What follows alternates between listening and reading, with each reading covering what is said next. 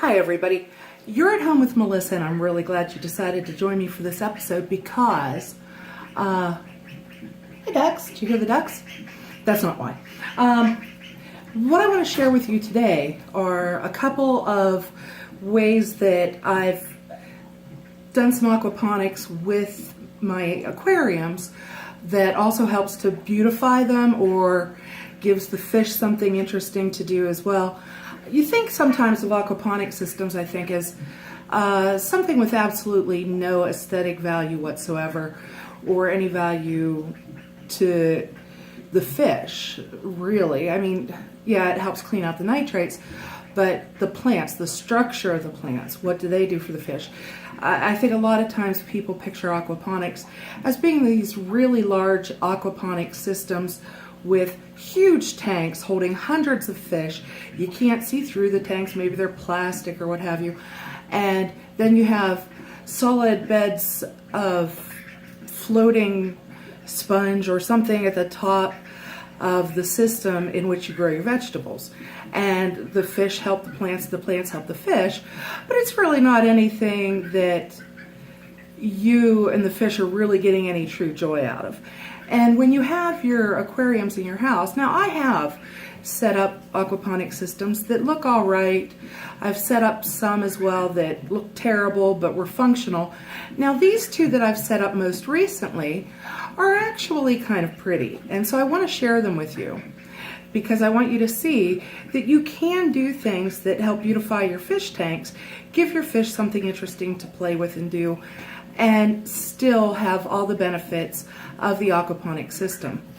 Okay, this is the first one. I'm just going to turn the camera really quick. There we go. Now you can see these roots here. And what this is, sorry, I just had an incoming phone call. I'm using my phone. It actually films the best of any of my devices. So I use the phone whenever I can. So this, with all the roots that you see here, is asparagus. Excuse me. I wanted to grow asparagus because I really love it. And as you know, if you're a regular viewer of this channel, I'm trying to keep things to a minimum outside in my yard. I was kind of strong-armed, you know, not to go into that in too much detail. I've decided to redo the outdoors section by section, making everything perfect as I go. And so I can't just stick in a bed of asparagus that's going to be there for years and years because I don't have things planned out yet, but I want to start growing asparagus. So the springtime allergies. Oh, anyway, so I wanted to start growing asparagus, and asparagus really loves a lot of fertilizer, loves a lot of nitrogen. And fish, as they're swimming around and they're doing their thing and they're living their lives, they produce waste, and their waste includes a lot of nitrogen. So I got some bare asparagus roots, and then this here is just one of those trays that if you buy plants from a greenhouse and you buy a flat of them, it's one of those trays, and it kind of has a grid work on the bottom. I'll show you that a little bit more quickly, a little more in depth here in a minute. But first I just wanted to say, okay, so I wanted to plant asparagus in this aquarium. And as you can see, the roots, they're real extensive when it comes to asparagus. And that's good because this tank includes a lot of really small fish. It includes the little Deons who are swimming around down here right now, and the tiger barbs who you can see a little bit higher up. I need to clean the glass. I recently did the planting on this and the other one I'm going to show you, and I still need to, well, I cleaned that one once, but I dirtied it up messing with it today. So I need to re-clean it, and I need to re-clean this one as well. But I had the bare asparagus roots, and they were dormant, and so what I did is on that grid work, let me show you here. All right, I'm going to remove the camera, blocking it, of course. Okay, if you look underneath, so you can see the grid work at the bottom of the tray. That is how the tray was made from the plant's flat holder, the flat of plants, the container that it comes in, the tray. And the roots grow down here, and these guys, when I'm not bothering them, really enjoy swimming in amongst the roots. So they like those. Asparagus have really extensive root systems, so these are going to grow a lot larger, and I'll be removing the Java moss for a couple of projects that I'm going to do for shrimp tanks. So it's good that these are going to be growing, and probably rather quickly, and kind of giving a lot of hidey places for the fish as it does so, and it'll look really neat as well. And then if you look up here, I'm going to show you how I did it. It's really messy on top, but nobody ever looks there. If I'm in front of the thing. Okay, but nobody ever looks at the tops. So all I did was I just took wire, white wire, and went around the flat. And all that was to do is to hold my asparagus plants upright.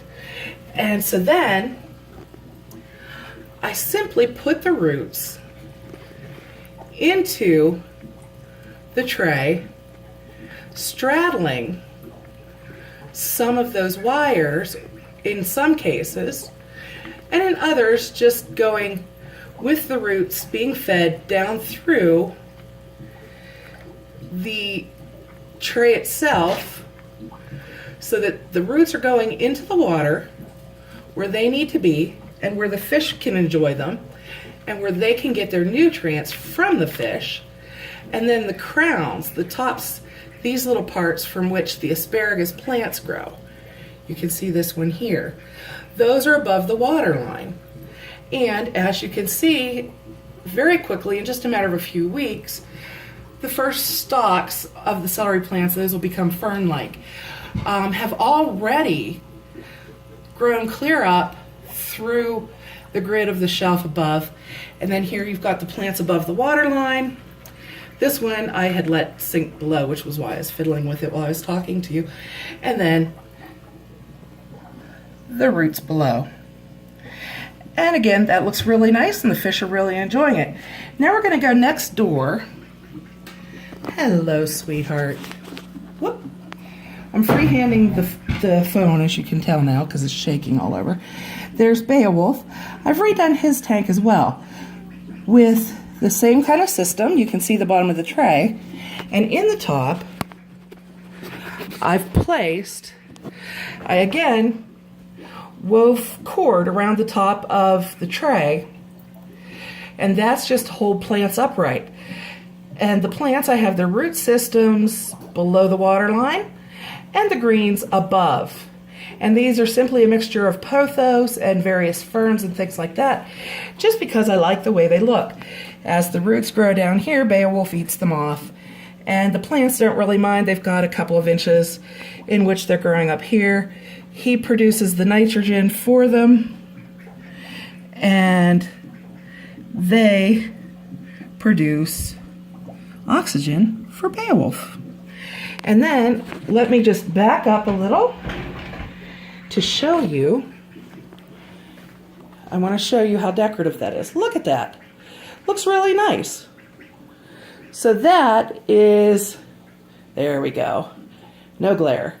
That is how it looks as you're looking at it, and it's really pretty. And all I did was rinse off the roots of plants that I had bought at a local store and place them in the tray, held upright because the plants are in between those wires. I have no growing medium in here whatsoever, and provided I don't allow evaporation to let this go below the drip line. If you can tell that some of these ferns aren't as healthy as they could be, that's because I actually wasn't paying attention and let them dry out a little bit because I didn't keep the water line up and it sunk to down about here. But as long as you keep that water line up where it's supposed to be anyway, you've got a beautiful decoration for the top of your tank. And then even over here, which right now, you know, that looks really sparse and barren and hideous right now, but as those grow out, that'll look pretty as well. And I can temporarily put some greens in there just to make it look prettier for us. But these guys, whenever I'm not here, are usually up swimming around amongst those roots. So those are two really easy aquaponic systems that help you in growing your plants, help your plants in fertilizing and watering them, and helping your fish in cleaning and oxygenating the water, while also looking really good. So that's been this episode of At Home with Melissa. I hope you enjoyed it, and I hope that you join us again really soon. Thank you.